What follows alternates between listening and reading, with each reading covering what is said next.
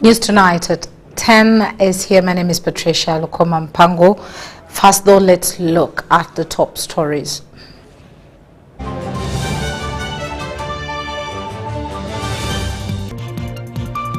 Uganda-Belarus strengthen ties with key cooperation agreements. Dr. Besigye and co-accused charged with treason and misprision of treason. Major General Felix Kalaije clarifies on UPDF's deployment and Bunia, the DC. Guinness promises to spice Mbarara High School's Chaapa League.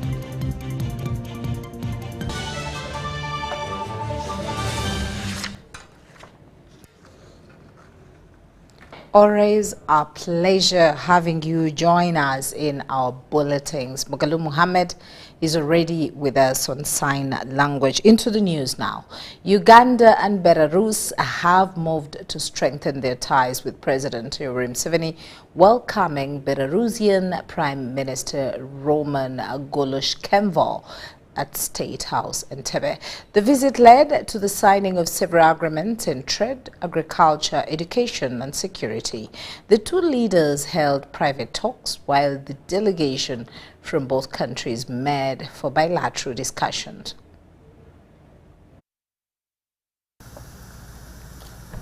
The Belarusian team, led by First Deputy Prime Minister Sergei Lukashevich, engaged with Ugandan officials, led by Prime Minister Robin Anabanja. The discussions focused on strengthening bilateral cooperation in agriculture, investment, trade, education, and defense and security. To cement this commitment, both sides signed a series of agreements, including a memorandum of understanding on political consultations, an agreement on visa exemption for diplomatic and service passport holders, a memorandum of understanding on military technical cooperation, a memorandum of understanding on education, food security, and peaceful use of nuclear energy. They also signed an agreement on the establishment of a joint committee on trade and economic cooperation. Ваше превосходительство, мои поздравления. They specifically expressed readiness to cooperate В частности, обозначили готовность сотрудничества in areas like agriculture, в таких сферах, как сельское хозяйство, agro-business, кооперация, investment, инвестиции, trade, торговля, education, образование and defense and security. И оборона и безопасность. Uganda is also set to benefit from advanced training in artificial intelligence and information technology. Belarus is very advanced in IT.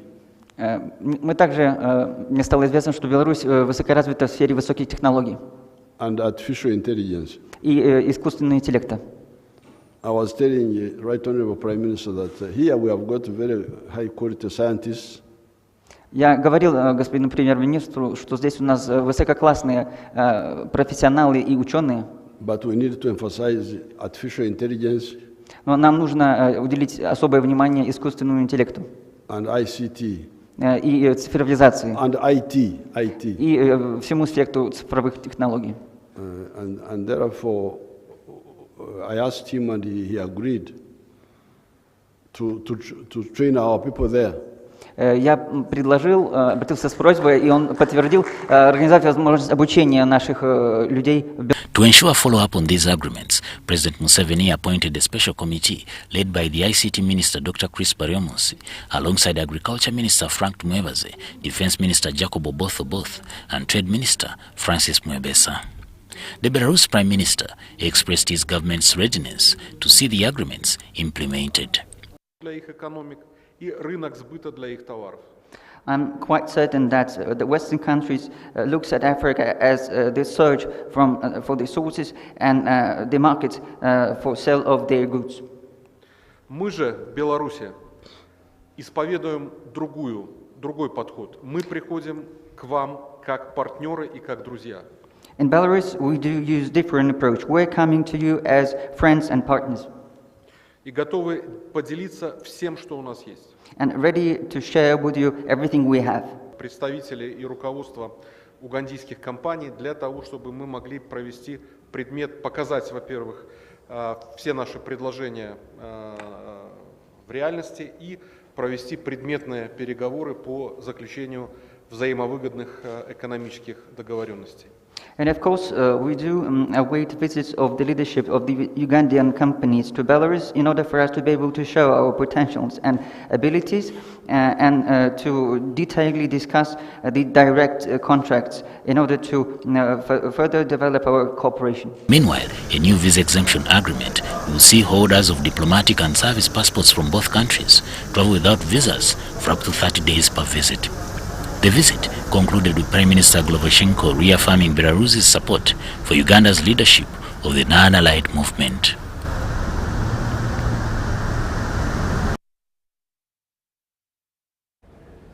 And CDFs in Kenya, the chiefs of defense forces from the East African Community member states convened on Friday today in Nairobi to address the escalating security crisis in the Eastern Democratic Republic of Congo. The high-level meeting was held following a directive issued during the joint EAC Southern African Development Community Heads of State Summit earlier this month in Dar es Salaam. Now, in preparation for the meeting, the EAC Defense Experts Working Group held the preliminary discussions to outline key priorities and strategies, and then the military chiefs focused on critical directives, and that includes an immediate and unconditional ceasefire and cessation of hostilities, provision of humanitarian assistance to affected populations, opening of the main supply routes to facilitate aid delivery, development of a comprehensive securitization plan for Goma and the surrounding areas, immediate reopening of Goma Airport, and the recommendation for other facilitative interventions to stabilize the region.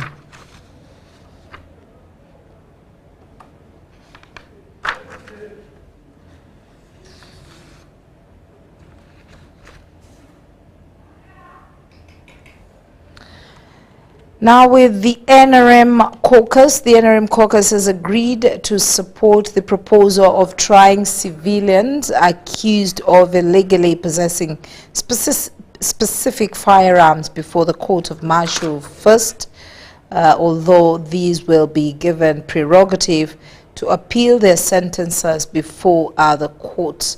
The revelation was made by Hamson Obua, government chief whip, in a statement he issued while announcing what transpired in the caucus meeting held today at State House in Entebbe.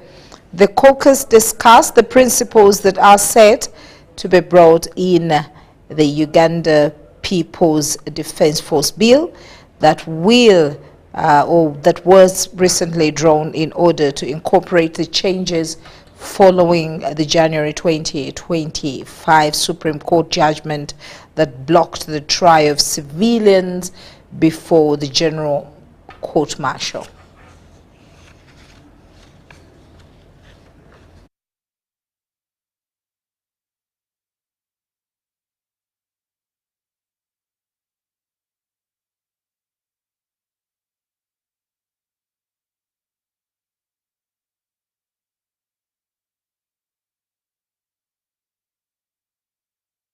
That story will be coming in our subsequent bulletin. Now, as we move ahead, Kano retired Dr. Kizza Besigye, his aide Haj Obeid Lutare Kamlegea, and UPDF officer Captain Dennis Oula have been arraigned before the Nakara Chief Magistrate's Court on offences related to treason and misprision of treason, with the accused not allowed to take plea since this court has no jurisdiction to do so. Prosecution dropped the charges of unlawful possession of firearms and ammunition, which they were charged with earlier in the General Court-Martial.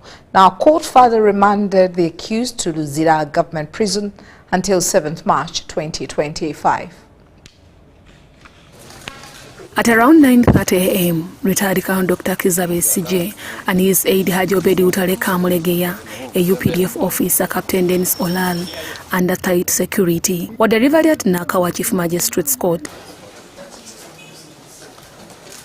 In court, Dr. Besigye, who was pushed in a wheelchair under tight security before Chief Magistrate Esther Nandoi, they were charged with offences related to treason and misprision of treason, dropping the charge of unlawful possession of firearms and ammunitions, which the General Court Martial had preferred against them. And expressed or declared such plot as by law established and expressed or declared such plot, act or matter by actions and the grant acts. The charge sheet also read that Dr. Besigye, Obedi Lutale, Captain Dennis Oral and others still at large between the year 2023 and November 2024 at various places and countries, including Geneva in Switzerland, Greece, Nairobi in Kenya and in Kampala, contravened the plot to overturn the government of Uganda through utterances and overt acts. Knowing that another person intended to commit treason did not give information thereof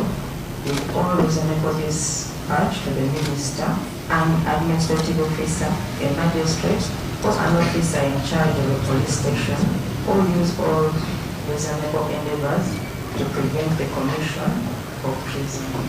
Prosecution also alleges that the accused also provided logistic support and organized travels for several Ugandan citizens to Kisumu, Kenya, for the purposes of receiving training in various military and intelligence gathering techniques. Attending meetings with various individuals, both physically and virtually in various places, including Geneva in Switzerland. However, since this court lacks jurisdiction to try the offence against the accused, they were not allowed to take plea. Prosecution led by Assistant DPPs Thomas Jatiko, Lino Anguzu, and Chief State Attorney Richard Vumbuka informed court that the investigations are still ongoing and asked court for more time. Although the defense legal team did not object to the prayers, they asked court to ensure that the accused attain medical attention. Following their unhealthy status, the Chief Magistrate Esther Nandoi further remanded the accused until 7th March 2025. Drama ensued in court after Besigye was sent back to remand from friends and relatives singing insulting songs. That prompted security to take on chance, but to create safe passage for him to go back to Rosela prison. Arias Lukwago informed the media that, basing on the fact that Dr. Besigye has now been charged, he has now suspended the hang strike. And the Constitution grants all these rights. Look at Article 23. Article 23 is very, very clear. An accused person who is in detention has got a right to get medical treatment. Now that he has been formally arraigned and a remand warrant issued, and we are pursuing the bail process, is calling off the hunger strike. Jacqueline Okwi, the spokesperson, Director of Public Prosecutions, expounded on the reasons why they had to drop the charges of unlawful possession of firearms and ammunitions against the accused. On the basis of the investigations that we conducted with the police, these are the two charges that we found appropriate, and we found sufficient evidence or substantial evidence to sustain the two charges. Others who attended court had this to say. No, government, multi-party system. There are many tears of the Ugandans outside there, and today, personally, I have seen the tears of old men and old women.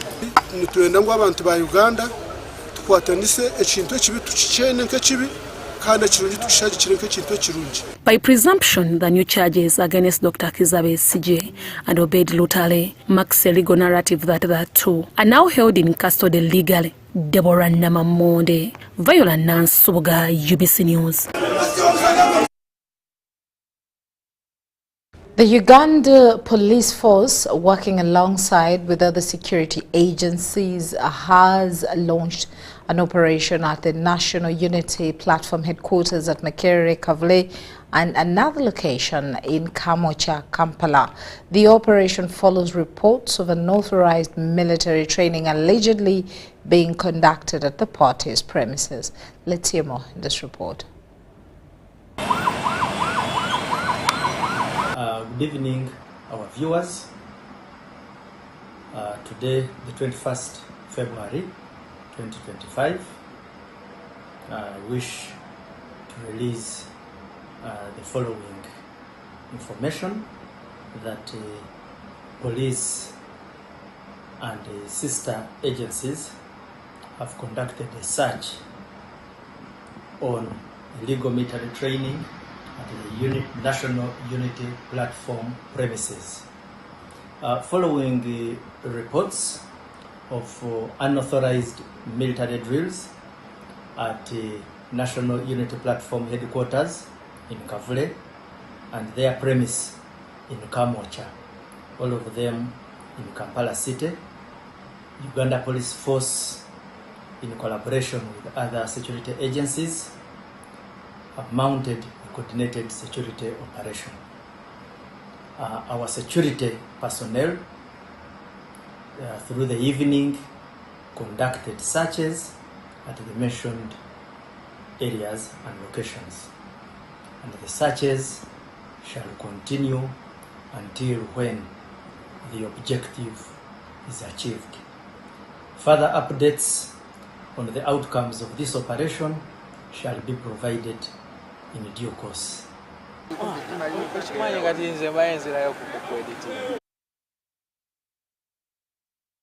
Government has been asked to come up with a legislation to streamline social protection services for all. This comes on the heels of reports that despite low coverage of social protection occasioned by low government funding, there is evidence that existing social protection programs are improving the welfare of their beneficiaries. On the state, government, through the Ministry of Gender, Labour and Social Development, recently developed a national social protection strategy with the aim of extending social protection reach. These provide a framework for supporting the delivery of social protection, including integrating it into National Development Plan 3 and now 4.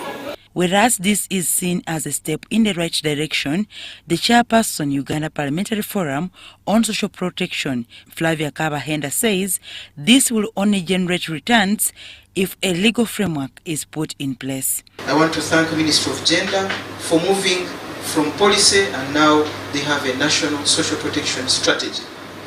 So let's go on. We now need a law for us as the Uganda Parliamentary Forum on Social Protection. That is so little done and so much to do. We now need a law that will actually sanction and also deal with those who will not comply in as far as social protection is concerned. Government has, for the past 15 years, been running a social assistance grant for empowerment program through which elderly persons of ages 80 and above receive a monthly stipend of 25,000 shillings. While there could be evidence that the SAGE program has positively impacted the lives of the beneficiaries, there are allegations that a big portion of this money is spent on health and education needs, thus leaving an untraceable footprint.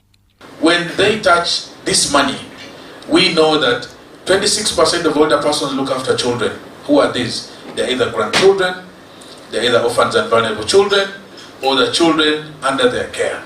But then make sure the little money they have earned is not spent on things government can cover. So can we have free health care? Because when you look at out of pocket, in our budgeting and strategic planning is 40% of the health budget.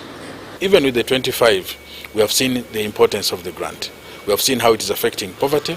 We have seen how it is increasing school attendance. We have seen how it is increasing meals consumption. But for us to be able to maximize this benefit, it would also be very good that the value of the grant is also kept at pace with the rate of inflation we have in the country. This was highlighted during a roundtable dialogue on the state of social protection in Uganda, organized by the International Center for Research on Women, ICRW. And the conversations that we have had in this room are very critical because these are now going to form or to shape the next conversations around advocacy for better social protection interventions. We also want to find out which are the social protection interventions that work that are effective, especially for women and children. According to reports, social protection spending in Uganda has for years not exceeded 1% of GDP. Dorcas Kimono, UBC News. And in the area of data protection, Uganda has embarked on efforts to strengthen data protection and privacy practices with organizations that collect and process personal data. This comes in a wake of Uganda's expanding digital economy, where businesses are increasingly reliant on digital platforms for effective service delivery. The unveiling and launch of this data protection toolkit followed a series of stakeholder consultations conducted last year, 2024. It is meant to support organizations in ensuring compliance with the Data Protection and Privacy Act. Stella Alivatese is the Director, National Data Protection. This toolkit is more than just a guide. It's a roadmap to compliance, a catalyst for change, and a tool for building a safer data privacy ecosystem. The toolkit is a comprehensive resource packed with practical tools, templates, and step-by-step guidance.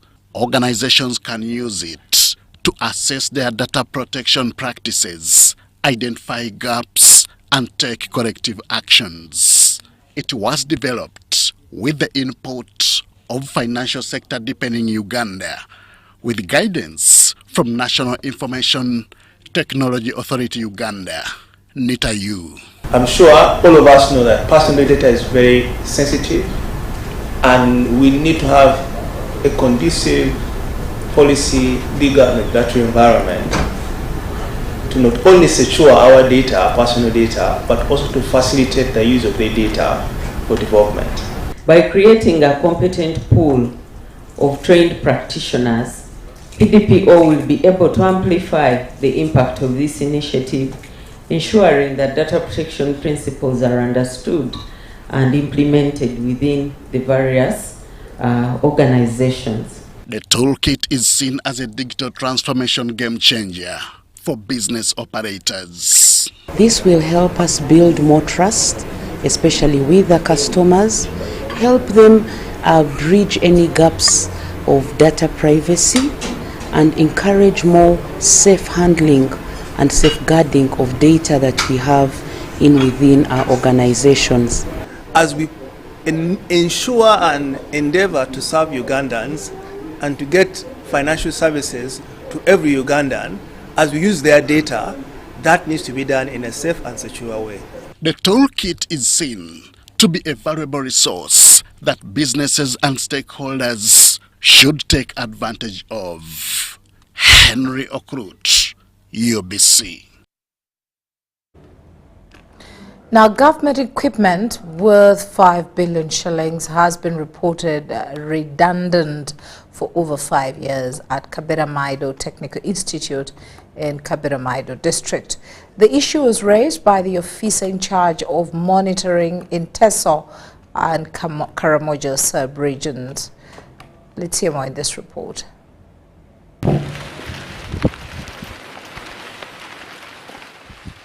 A number of government equipment ranging from bakery unit, oil mill, maize mill, rice mill, feed mill, water bottling and fruits processing plant have been redundant for the last 5 years at Kabera Maido Technical Institute in Kabera Maido district. The machines worth over 5 billion Uganda shillings were delivered to the institute under the government program of training for production, especially to provide practical hands-on experience to students and also to generate income to run the institution. We have machines for a bakery unit, which is now operational, but we lack the space to house them properly.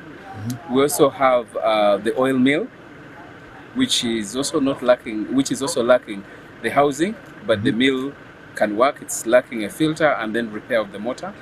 We also have the maize mill, the small maize mill that we use for the institution, It needs to be reassembled, reinstalled very well. The Institute's principal, Moses Ngek, revealed that the equipment is underutilized due to inadequate power supply and lack of space, among other things. To revamp all this equipment, we really need government support in form of technology, in form of technical know-how expertise, in form of funding to help us put the three-phase line back in installation, because we don't have that, the power supply. And the generator we have is of a lower capacity. It cannot run this unit.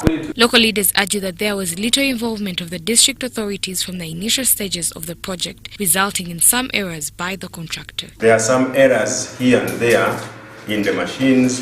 That is not the problem of the government, but it is the problem of the contractor that was identified. Machines are good, but we only failed to have them operating. Shocked by the prevailing situation, Lieutenant General Elwelu vowed to table the issue to the relevant authorities for action. I'll make sure that I follow it up and make sure that these equipments are operational. We shall, whether it requires us to go wherever we need to go to make sure that these machines are put into good use, we are going to do that. But otherwise, government has really done a great job in this institution. Given everything, what is now remaining is operationalization.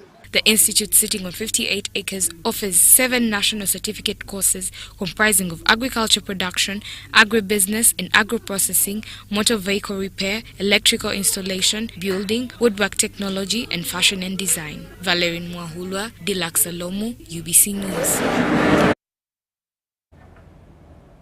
Now back to the NRM caucus story. There, it has agreed to support the proposal of trying civilians accused of illegally possessing specific firearms before the court-martial first. Although these will be given prerogative to appeal their sentences before the courts. Let's hear more in this report.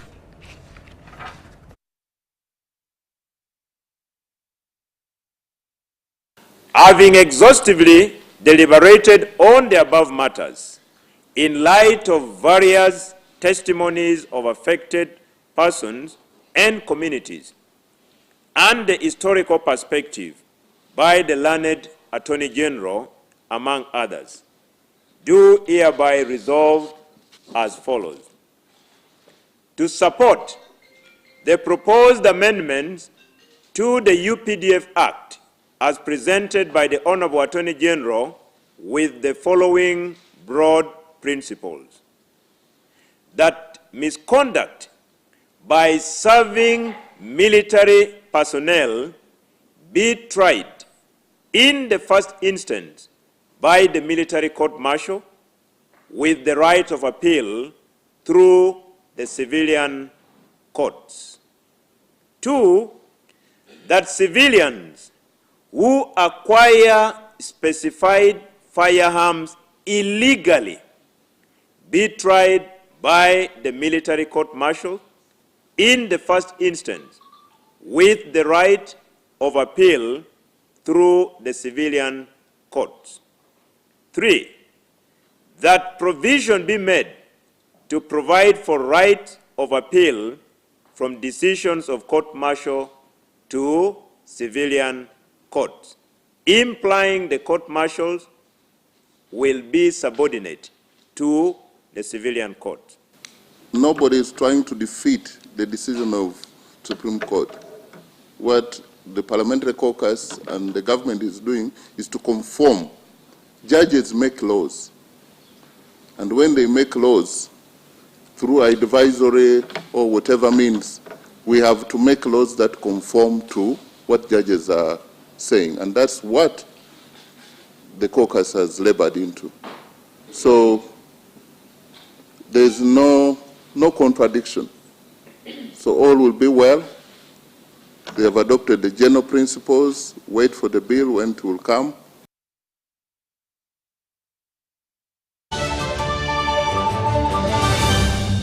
Here's your chance to win school fees for your child for a whole year. Just pay school fees using Momo. Hey, Nkowe High School. Na wana tufunye womu wanguzi owa MTN Momo. Ye wangu de school fees ezo mwaka mulamba tebereza. owulira otya mu mutima kati bannange essanyu lyennyina lya mwokiwagonya njaganya nku wamali bwalonze erinnyo ekiki njaani awangula school fees eza momo ezo mwaka mulamba omwaka mulamba ndi musanyufu oh my goodness bannange muteni mweneyanza neyanzeeko wangi mwebale nnyo mwebalire ddala nkubiriza muzadde munnange yonna gy'oli wallahi sasulya school fees ku momo pay. Dial *165 *80 hash. Select option 2 for school pay. Select option 1 to pay school fees. Enter the student number and amount and approve the transaction. You will now enter the draw to win school fees for your child for a whole year. Looking for instant excitement? The Uganda National Lottery Spin for Cash game is now available online. Wherever you are, you can join the excitement for just 500, 1,000 and 2,000 Uganda shillings. Don't miss out. Register now on www.nationallottery.go.ug for a chance to win your share of 2 billion instantly. What are you waiting for? Play Spin for Cash now, anytime, anywhere. Ituba is the proud operator of the Uganda National Lottery. Uganda National Lottery. Dream, play, win. Participants must be 18 years or older. Play responsibly. The Uganda National Lottery is operated by Ituba Uganda and regulated by the National Lotteries and Gaming Regulatory Board. Government of Uganda presents Post Buses in Uganda, operated by Posta Uganda. We specialize in professional transport, courier and vehicle hire services across Uganda. Our routes include Kampala Masaka Mbarara Kabale Chisoro, Kampala Mukono Jinja Mbale via Tirinyi Road Soroti Lira, and Kampala Luero Kamudini Gulu Kitgum. Our main offices are located at the Post Office Head Office on Kampala Road, with booking services available at counters 23 and 24 at the General Post Office. You can also book at designated district post offices along our routes. For inquiries or bookings, please contact us on 0751 684 184. Posta Uganda. We deliver trust.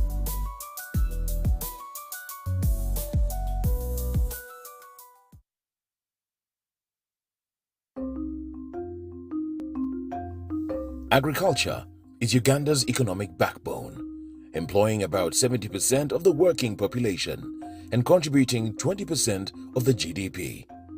As the world becomes a digital global village, ICT has proven to increase productivity in the agricultural value chain. UPDF, through its Strategic Plan 3, recognizes the importance of access and usage of ICT-based tools, information and knowledge for farmers by providing them the needed skills to live, learn, work and participate in a digital society. We came up with a project which we took to UPDF, and we're happy that UPDF supported it. That project is called ICT for Farmers. What did we get from ICT for Farmers? We managed to skill up to 100,000 farmers.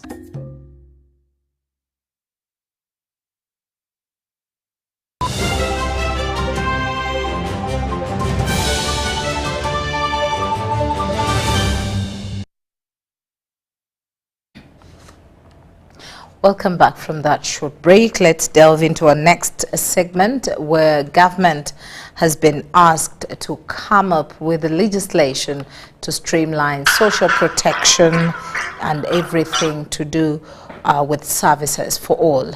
This comes on the heels of reports that despite low coverage of social protection occasioned by low government funding, there is evidence that the existing social protection programs are improving the welfare of the beneficiaries.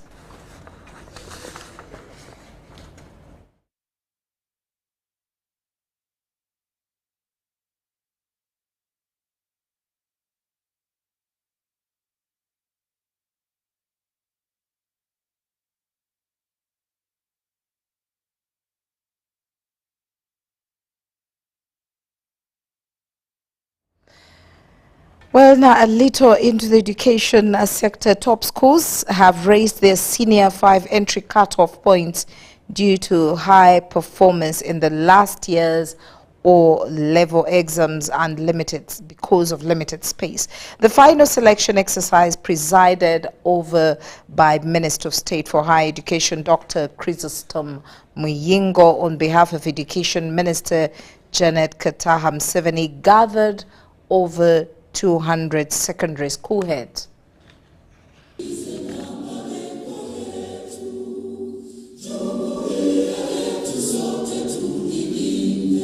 The 2025 Senior 5 selection exercise has seen top schools admit only candidates with A's and B's.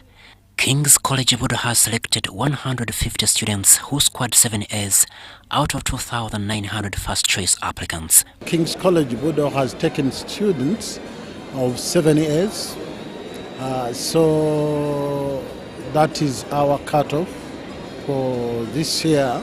And that doesn't make B and C bad grades. It just means competition has locked some people out.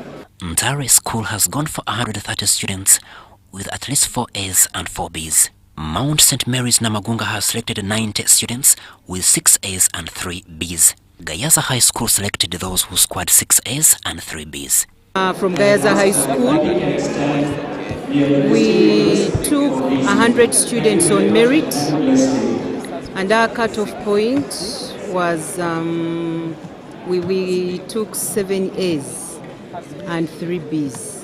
While Trinity College Nabingo has taken those who scored A's and B's.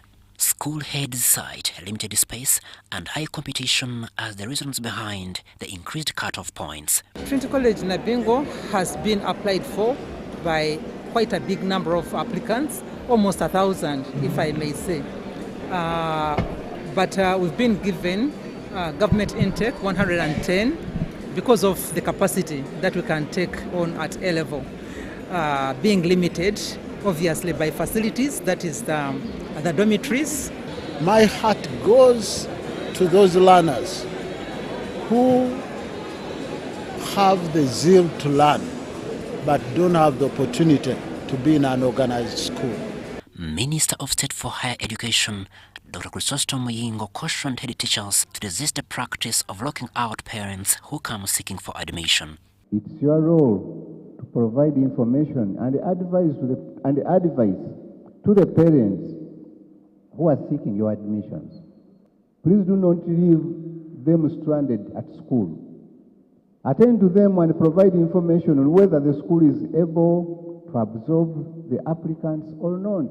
In a move to ease anxiety, the ministry has also directed schools to pin admission lists on notes boards immediately. When you go back, I want to request also that you please pin the results immediately. There is a lot of anxiety there out, as I said yesterday. People want to know whether or not their children have been admitted, and they want to prepare for them to come. Over 100,000 unselected learners have now been placed in schools during this 2-day exercise at Umalugogo. According to the Ministry of Education and Sports, we were able to receive 130 students, and those who have acquired the 4 A's and the 4 B's. So accordingly, we are giving combinations based on 3 subjects. So one has to have either 3 A's or 2 A's and B in a subject combination. Out of a total of 360,000 who passed under the new curriculum, over 263,000 had been placed earlier by the ministry, leaving over 100,000 to be allocated during this 2-day exercise. Also to note, learners under the old curriculum have also been placed. Senior 5 students will report on March 3rd, 2025. Crispus Arinitoy, UBS News. Environment conservation stakeholders have launched the Kampala Buzz Line campaign aimed at greening Kampala areas. Presiding over the launch, the Executive Director of National Forest Authority, NEFA, Stuart Maneraguha, represented by the head communications Aldon Walukamba, reiterated that Uganda's forest cover vision 2040 of having a 24% forest cover, and this will be achieved if everyone plays their role. Currently, Uganda's forest cover is at 15%, indicating an increase of 6% compared to the year 2015. However, Uganda's Vision 2040 to have over 20% forest cover calls for everyone's participation to realize. We managed to raise the percentage of forest cover from 2015 to currently to 15%. But through activities like these, we would like to achieve forest cover of 24%, just like it was in 1990. And that's why, as the National Forest Authority, we'll always support such initiatives. Please just write to the Executive Director and we'll support you with seedlings. Thus, the environment stakeholders, including Buganda Kingdom, National Forestry Authority, Kampala Capital City Authority, KCCA, and others, have patterned to regreening Kampala by planting and encouraging people to plant more trees. A call of action to the government. We urge you to prioritize urban biodiversity conservation in estate planning. We need policies that protect pollinator habitats and integrate green spaces into infrastructure development. To the schools and educational institutions, join us in making environmental education a core part of your curriculum. At the launch of Kampala Buzzline campaign that has been held in Kawempe, schools have been pointed out as a major key players in fulfilling the campaign objectives. This plan should aim at training a group of innovation talents for our education in Uganda so we can improve our learners' scientific inquiry abilities, even in regards to environmental conservation for the pollinator. We have that program of Echibira Chakabaka Tree Initiative, in which we do plant trees, and NFA is a partner. We plant trees, but we encourage planting of indigenous tree species. You will need a tree that's going to consume that carbon and then flower. That is how it serves the purpose. Request help and backup from the Uganda National Wildlife Authority. I had a project of planting fruit trees in Kampala. Not only planting trees, but also planting fruit trees. The Kampala Buzzline initiative aims at improving pollinator habitats and engaging community-based bodies and residents in planting for pollinators, bees and butterflies. Irene Faith Nantongo, Andrew Sebida, UBC News. Uganda Professional Drivers Network has welcomed the gazetted speed limit regulations issued by the Ministry of Works and Transport. Stakeholders in the transport sector believe that these amendments will help reduce the number of crashes on highways and in urban areas. The gazetted statutory instrument 2024 on traffic and road safety outlines new speed limit regulations. In urban areas, trading centers, and other built-up zones, the maximum speed limit has been set at 30 kilometers per hour, while on highways passing through urban centers, the speed limit is 50 kilometers per hour. There are 5,657 crashes as a result of careless overtaking. Speeding, there were 5,505 crashes. Areas that have schools, markets, that have hospitals, which are along the road, should ordinarily have very low speeds. Stakeholders in the transport sector have welcomed these regulations, believing they will help reduce road crashes. Congratulate Government of Uganda and specifically Ministry of Works and Transport for the effort they've put in working closely with the Road Safety Advocacy Coalition in Uganda to have this regulation out. The Uganda Professional Drivers Network has also launched an advocacy campaign to raise awareness and sensitize motorists about these new traffic policies. Let the gospel run around, let the motorists and all road users come to appreciate the new set speed limit regime that has been set up. According to the 2024 annual traffic crime report, careless overtaking and speeding are the leading causes of road crashes. Experts emphasize that road safety concerns are more about drivers' behavior than infrastructure. Because we have had the best road, as good as Kampala Express, but people are still dying. The revised speed limit regulations also give local governments and urban authorities the power to adjust speed limits within their jurisdictions. Local governments are now able to write to the minister formally to request the minister to modify speed limits within their local jurisdictions. However, local governments have expressed concerns about the bureaucratic process, as their proposals must be approved by the line minister. The actions of the minister flout the law, and we are telling him we are going to take him to court such that we have these regulations quashed in courts of law. This amendment, which replaces the previous 2004 regulations, comes after 20 years and aims to address the growth in infrastructure such as the construction of dual carriageways like the Northern Bypass and Entebbe Expressway. Abdunasir Lubama and Rigana Humuza for UBC. Now, UMCUT School of Journalism and Mass Communication Principal Edwin Nyachwara has asserted the efforts that are underway to attain degree awarding status. This was during the institution's 16th graduation ceremony, which coincided with its 29 years of existence since its inception. Over the years, UMCUT School of Journalism and Mass Communication has played a pivotal role in shaping media professionals across Uganda, East Africa and beyond. UMCUT School of Journalism and Mass Communication Principal Edwin Nyachwara highlighted the school's continuous progress, particularly in its efforts to qualify as a degree awarding institution. As part of my commitment on this 16th graduation, I'm happy to report that we have continuously made improvements in collaboration with the National Council of Higher Education to qualify as a degree awarding institution, and also to commend or I recommend the board the efforts they are making to see that this is soon granted so that we can support numerous or very many of our alumni who are waiting for us to start the degrees.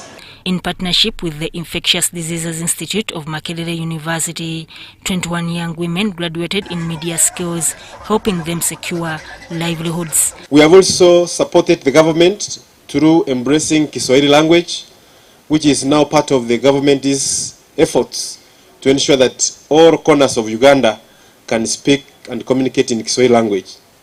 Our guest of honor last year in October 25th, we were part of the graduates under the NRM party who graduated, who were passed out, 350 students, after a successful training of 12 months in Kiswahili proficiency. This occasion was honored by His Excellency the President of Uganda and other stakeholders.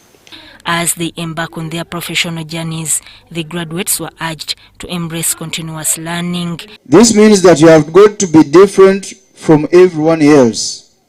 And I am sure that with the knowledge and the skills that you have acquired at UMCUT, climaxing into today's event should be giving you an edge over the rest of the people in our society. When you look at your wall of fame, this speaks for itself.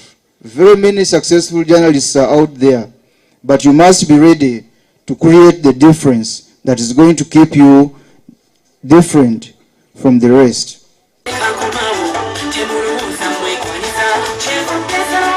As the graduates step into the professional world, they carry with them the legacy of UMCUT, an institution built on excellency and integrity. We aim to produce graduates who are employable, who are entrepreneurs, capable of contributing to the Uganda's social, economic development and transformation. Once again, I wish to congratulate the 140 graduates upon today's achievement, and I wish to applaud the girl child, the effort they have put in. So that Kaye, UBC News. Well, thank you very much there, Sudat Kaye. Now, a traumatized elderly woman allegedly accused one Pastor Yoel Sharom of grabbing her chibanja in Jimbo Village, Wakiso District. Nagayi Beatrice is said to have gone to the office of the Senior Presidential Assistant Special Duties, Fiona Barungi, for help in order to get justice. A distressing land dispute in Jimbo Village, Wakiso District has drawn the attention of security officials and government representatives. Elderly resident Nagai Beatrice claims that Pastor Yoel Sharom has illegally taken over her chibanja, preventing her from using the land where her loved ones are buried.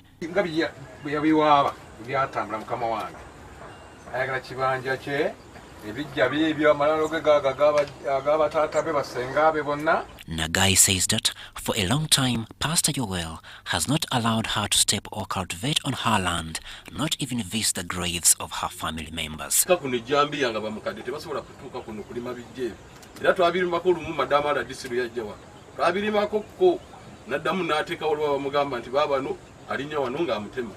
Following Nagai's plea for help, Senior Presidential Assistant for Special Duties Fiona Barungi, together with Wakiso Assistant RDC Mugwanga Lutaya and security officials, convened a meeting at Jimbo Village to resolve the dispute. At the locus, a nearby place where we are at right now, and we are trying to resolve a matter of an old woman who they grabbed land from. I was with the RDC and police. Local residents expressed their grievances to Barungi, alleging that Pastor Yoel and other influential individuals caused Miss Nagai so much mental distress.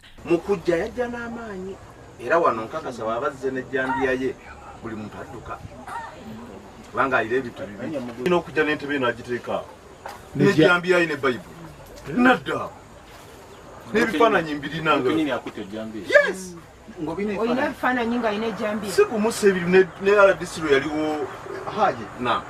have the pictures. Nabokal village chairman Mobir Ahmad alleges that there are private security guards in the village that were brought in by a wealth man, Ewan Sekabanja Joel, to evict people. And of another village came running in, telling us that there is a gunshot that had happened on his village. So I asked the OC to come with me, but the OC had other assignments there and then. So I decided to go and witness.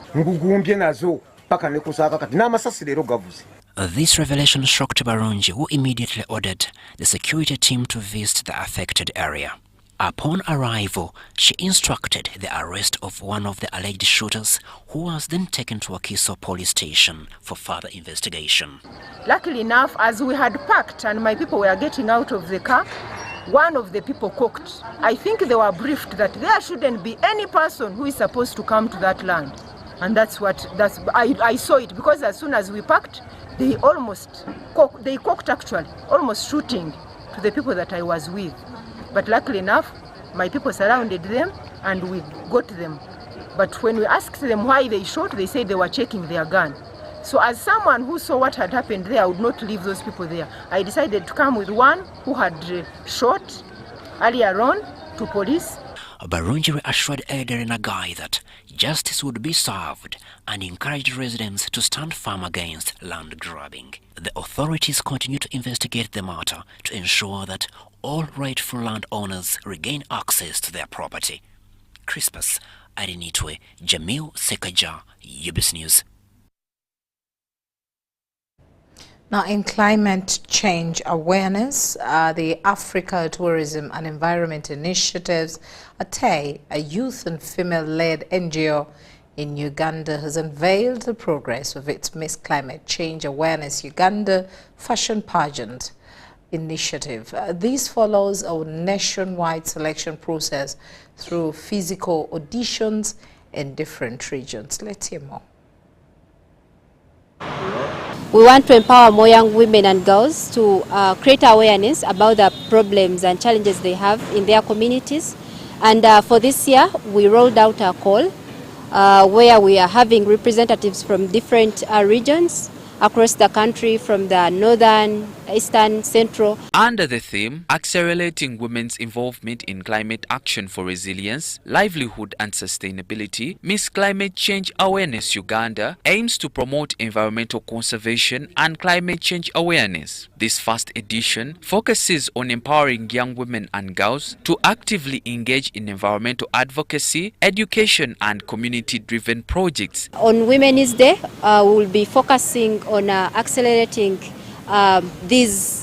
recognizing the contributions of these young girls in climate action, and also the sustainability bit, because you realize that the communities we are working with, climate change has been one of the factors that is affecting the livelihood of so many communities. The finalists expressed their gratitude for being selected and shared their enthusiasm about addressing climate change and proposing sustainable solutions. I'm glad to be here. I just want to amplify my voice about climate change and show that we can actually make a difference from the smallest and nearest things that are close to us. I am happy to have this opportunity, being part of the Climate Change Awareness Uganda 2025 pageant. I am looking forward to champion clean cooking technologies. I'm very excited to be a part of this pageantry because it is a purpose-driven pageantry which resonates with my purpose as a person to include gender in climate change action. The 12 selected finalists will on 8th March 2025 International Women's Day compete for the opportunity to be selected as the ambassador for community education on climate action and advocacy, supporting environmental sustainability. So the contestants you're seeing actually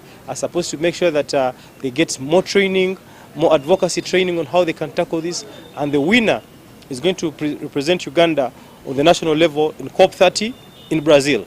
According to the executive director, the pageant seeks to empower young women as climate action ambassadors, highlighting environmental issues and advocating for sustainable practices, with a strong emphasis on female leadership in climate solutions. Mr. Ampaire calls upon ministries, government agencies and partners to collaborate in building a more resilient and climate change conscious generation. The Ministry of Finance, government agencies, development partners, we have a role to play on this, and we believe that every sector in government needs to have something to talk about climate change, because climate change affects entirely everything, all the diseases, our lifestyle, the lifespan of animals, the water consumption, the weather.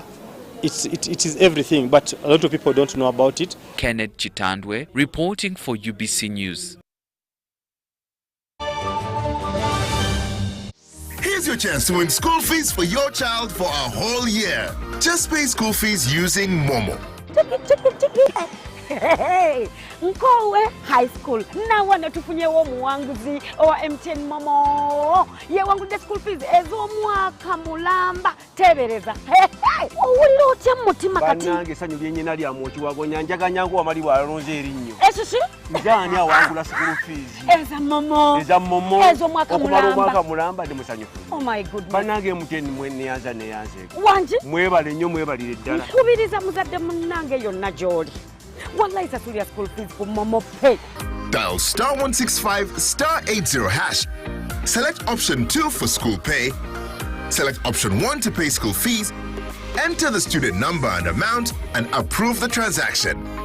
You are now entered the draw to win school fees for your child for a whole year.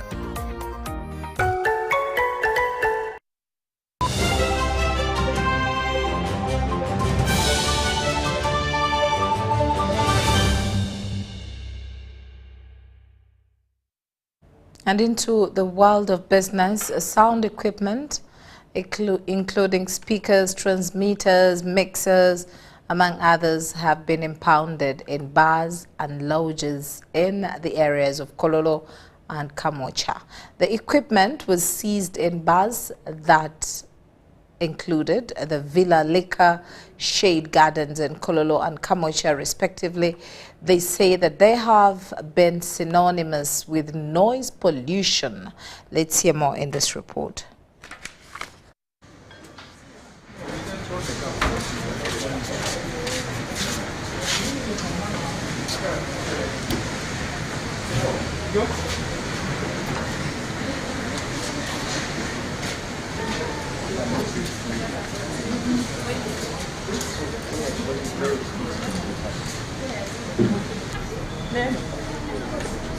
DJ deck twagimaze. Eri ku DJ deck.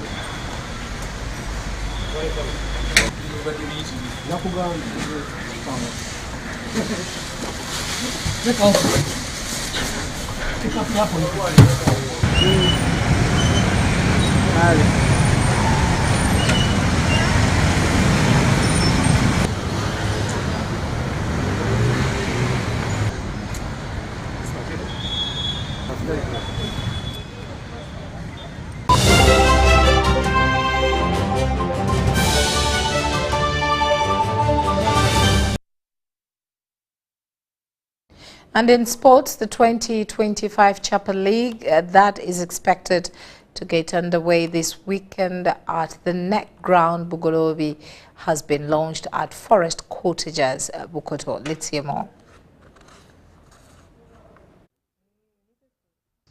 The 2025 Chaapa League Season 10, that is proudly powered by Uganda-Belarus Limited's Guinness brand as the main sponsor, is expected to be bigger and broader.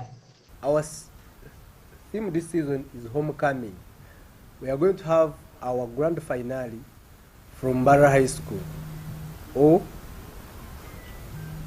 Chaapa, well known as Chaapa. That's where our grand finale will be. Our hashtag is the road to the club. So let's get our shoes ready. Call a friend. We race as one. The road leads to the club, Barra High. The league, to be played at National Enterprises Corporation grounds in Bugolobi, will witness 19 outings before culminating with a grand finale at Mbarara High School in October. In a historic first, the competition will start with a league format whose top 8 teams will advance to the quarterfinals, then the semifinals before an eagerly anticipated final. This season we have 20 teams in the league. We have 19 teams for gentlemen and 1 team for ladies called holistics. The format of competition, we are going to be playing a league of 1 leg. We don't play home and away, but we play 1 leg. Team Rizzi is the defending champion, but will face stiff competition from others like Bulls, Convicts and Rugabo City that have over the years consistently impressed. While football remains the main attraction every Sunday at NEC grounds, the Chaapa League is also committed to making a difference beyond the game. Also be involved in CSR. Last year we did market cleaning of Bugolobi. This year we are looking at planting trees alongside the Mbarara bypass. We are going to grow trees as part of our CSR activities. We shall have a sickle cell day where we shall have free testing, free counseling and information, and also some cash contribution towards the sickle cell cash. We shall have a blood donation day where we shall mobilize extensively, even call outsiders to come and donate blood. We shall also have a medical camp day, still in Chaapa League match days, one of the match days. With a thrilling season ahead and a strong commitment to both sport and social impact, Chaapa League 2025 promises to be a spectacle for football fans and the community. Well, thank you so much for allowing us into your space. My name is Patricia Lukomampango. That's all we had time for. Mugalu Mohammed has been with us on sign language. It's a good night from us. Bye-bye.